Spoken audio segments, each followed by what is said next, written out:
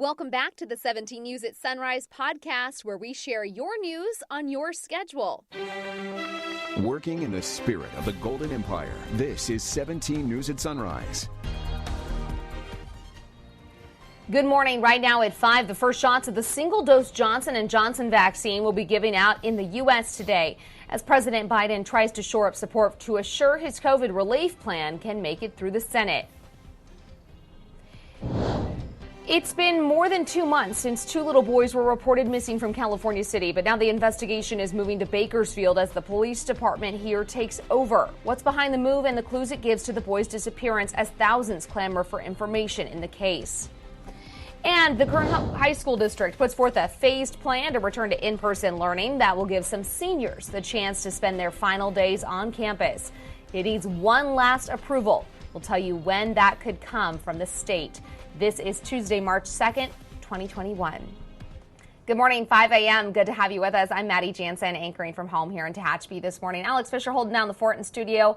Another beautiful day yesterday. The sun shines perfect. It was pretty windy here up in the mountains and, a little cooler, but I'll still take it with that sunshine, Alex. Yeah, it was pretty windy down here on the Valley floor as well. Noticed some blowing dust, at least on the west part of town. All right, let's turn things over to Kevin Charette, who's got a look at our forecast. Kev? Yeah, we'll probably see a little bit of that breeze again today. We're starting out with some high clouds, and then we should see sunny skies this afternoon. But yesterday definitely was a warm day. Remember, we talked about how February 1st was the warmest day of the year with 75. And what did we forecast yesterday? Well, 77.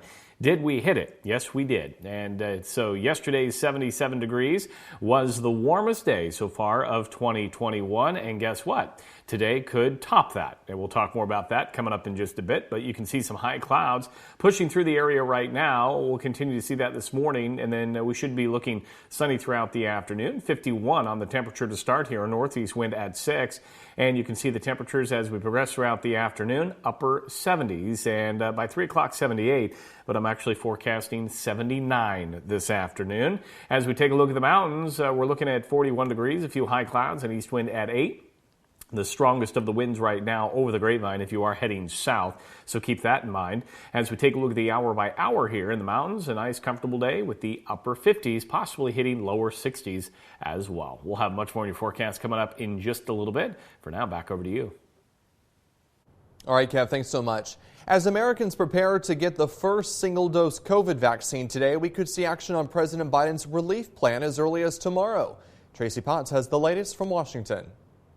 Alex, good morning. Good morning, everyone. We could see a preliminary vote on COVID relief as early as tomorrow, with so far no Republicans supporting it. And the White House is focused on making sure all 50 Democrats stay on board. A shot in the arm for Americans and for Congress. Mr. President, are you sending vaccines to Mexico? Are you sending vaccines? We're going to talk about that. As the first single-dose vaccines are administered in the U.S. today, President Biden speaks on the pandemic, and he's calling Senate Democrats for some lunchtime lobbying to shore up support for the American Rescue Plan. We've reserved time in his schedule to ensure that he can be engaged, roll up his sleeves, and be personally involved. The first Senate vote could happen as early as tomorrow, but Democrats are not all on the same page. Some want to tighten up income requirements for the $1,400 payments. Others want to roll back business tax breaks to make up for getting rid of a minimum wage increase. I expect a hearty debate and some late nights. It didn't have to be this way. Congress at odds as the pandemic rages on. The CDC reports cases and deaths are slowly creeping back up 2% over the last week. I am really worried about reports that more states are rolling back the exact public health measures we have recommended. Also today, FBI Director Christopher Wray testifies on the January 6th Capitol riot. Director Wray, frankly, has a lot of explaining to do. Lawmakers want to know what intelligence the agency had before the attack. Senators are asking for hard evidence, documents of the agency's plans in the days leading up to that attack. I'm Tracy Potts, 17 News. From our 17 News follow-up file this morning, it has been more than 2 months without a single break in the case for 2 missing California City boys. Yesterday, we learned the Bakersfield Police Department is taking over the investigation. Thousands are waiting for new information on the case of the missing boys, 3-year-old Orson and 4-year-old Oren West. But law enforcement is working behind closed doors. I believe there's a large amount of case development in this investigation, but unfortunately, due to the nature of this type of work, we just can't put that information out there. Those mysterious developments led Bakersfield Police Department to take the lead on the investigation. BPD says there are several reasons for this change, such as the need to conduct a majority of the interviews in Bakersfield. There are also many parts of the investigation that lead back to this city. BPD Sergeant Robert Pear said Bakersfield is, quote, a historical nexus for the boys. The department is now in charge of compiling information, conducting the majority of interviews, and processing evidence. We're not going to end this case until we know the facts. So it will be brought to light based upon the continued investigation and where the details lead us. Anyone with information on the boys is asked to call the secret witness line. That number is area code 661-322-4040. 17 Crime Watch this morning. A man's in custody following 2 shootings that happened within 30 minutes yesterday evening. The first happened around 5:20 p.m. on Pacheco Road, east of Monitor Street. Police say a man suffered a gunshot wound and was treated for minor injuries. 30 minutes later, another shooting happened on East White Lane near Cottonwood Road, but police say the intended target was not hurt. He directed officers to where the shooter was last seen walking, and police found 33-year-old Jesus Canales nearby and took him into custody after a short chase. He was arrested on several charges, including attempted murder and gang participation and resisting arrest. And a man is behind bars after a probation search turned up drugs and guns in Weldon. This is a picture released to us by the Kern County Sheriff's Office showing what was seized yesterday in the 13,900 block of Adams Drive. 38-year-old Andrew Cruikshanks was arrested. KCSO says he was found with meth, heroin, and fentanyl, along with a loaded gun and ammunition. Cruikshanks faces numerous charges. Police are asking for your help identifying the driver and car involved in a hit-and-run crash that injured a bicyclist last month. The crash happened February 17th in the area of East Brundage Lane and South Millam Drive. Police described the car as a late 1990s white Toyota Avalon with rear-tinted windows. It likely has passenger side damage. If you have any information, you're asked to call the Bakersfield Police Department at 327-7111. Education news this morning. The Kern High School District is partnering with Bakersfield College to provide college course opportunities for local high school students. Applications are being accepted until March 26th. A virtual meeting for parents and students to learn more about the college courses will be held at 6 p.m. on Zoom today.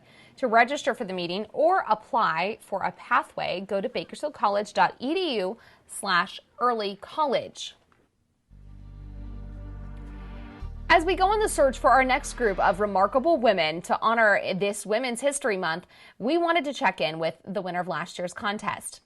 I had the honor of profiling several strong, generous, truly remarkable women last year for Next Star's national contest. And I recently caught up with our 2020 winner, Jessica Haro Romero, who along with her husband runs Tommy's Legacy and Fanny's House Recovery Homes. This is going to help us. It was the beginning of the pandemic when Jessica Haro Romero was honored for her selfless work running a women's and men's recovery home along with her husband. And so this is going to help pour into them. The two of them stepped out in faith 2 years ago, beginning the homes in memory of their son, Tommy. Then the world turned upside down. We have got more women, men and women through this pandemic. And so we are just overloaded in our homes in the fact that we're just like spilling out.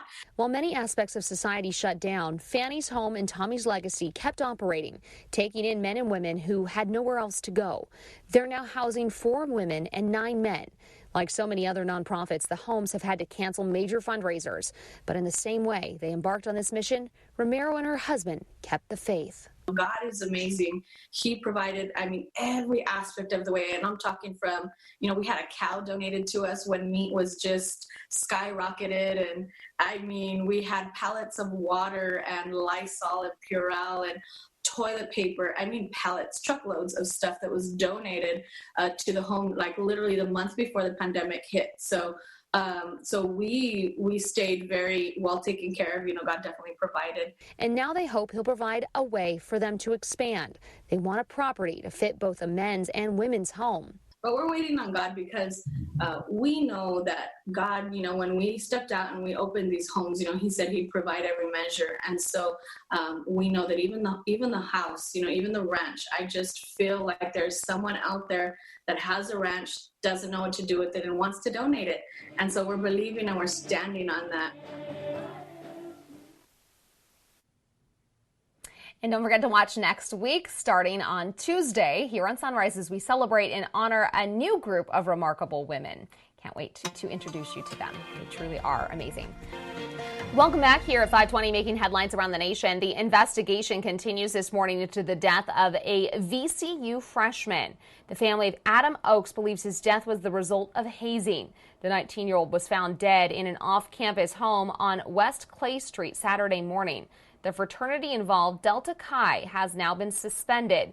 The family says 2 pledges told them he had a handle of Jack Daniels as part of the initiation process. The family was told he drank it in an hour and passed out. The family says they found him unresponsive next morning on the street, leaving his family convinced the fraternity went too far.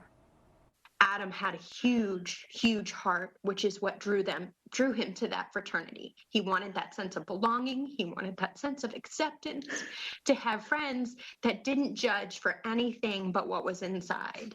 The Richmond Police Department and VCU have not confirmed these reports of hazing. Meantime, the Georgia House passed a controversial election bill yesterday that would add voting restrictions in upcoming elections. House Bill 531 is a 66-page bill that would create tighter restrictions on in-person voting, vote counting, and especially absentee balloting. It adds an ID requirement for absentee ballot requests, limits the number of absentee ballot drop boxes, and shortens the absentee voting period. The bill also makes it a misdemeanor to give food or drink to any voter waiting in line within 150 feet. Dozens staged a protest outside the Capitol for nearly 12 hours in response to the bill's passage. Green Bay Packers quarterback Aaron Rodgers is an MVP both on and off the field. Last month, Rodgers created the Aaron Rodgers Small Business COVID-19 Fund with a $500,000 gift to help small businesses in and around his hometown of Chico. He later doubled that donation to bring it up to $1 million. And so far, 80 businesses and retail shops with 20 or fewer full-time employees have received help from the fund as they struggle to survive during this pandemic. Rodgers released a statement about the fund saying small, locally owned businesses are the heart of a soul of a community. In 2018, Rodgers also donated $1 million to help Butte County recover from those devastating wildfires. KGET Business Watch is brought to you by Grapevine MSP Technology Services, the Valley's leading IT service provider. Welcome back. The pandemic has forced a lot of people to work from home, and research now shows that the vast majority of those who made the switch hope to keep doing it in the future, at least part of the time. For employers, that will mean a big change. But as Allie Spilliards shows us, it may be well worth it. As our living spaces become our office spaces, many of us have realized just how much work we can actually get done through a laptop screen. And a lot of employers have too. Luckily, our team hit the ground running. That's Utility Concierge CEO and founder Gabe Abshire. He's got about 90% of his employees connecting via video rather than in person. And this year, for the first time, he's even hired new staff from outside of DFW. He says both personally, people are just a lot more happy at home. And professionally, most are thriving. So if they can hit their daily number by noon or whenever that is, hey, I got the rest of the day for myself. But what we really found is that they would hit that number and they would see that they had more time and they would go after bigger numbers and bigger goals. That's consistent with several recent surveys, including one from Harvard, which found call center employees at a Fortune 500 retailer increased their productivity by up to 10% when work shifted home. It's just clearly a much better way of doing business. Though attorney Raghi Dunn believes face-to-face interactions can never be fully replaced, his firm's had so much success with virtual hearings that he spent $20,000 building a Zoom room with HD cameras, lights, and broadcast quality microphones, knowing some clients will still prefer to connect this way in post-pandemic life. They say I can save the time and not fight downtown traffic. I don't have to worry about getting up and packing up and coming down to your office with the technology that's available. Some long-term projections suggest the number of remote workers could double from where it was pre-pandemic. My opinion and thought was that this is going to be something that employees demand. Working in the spirit of the Golden Empire, this is 17 News at Sunrise. The 17 News at Sunrise podcast is a production of KGET and Nexstar Media Group. For more on all of the headlines in today's show, head to kget.com.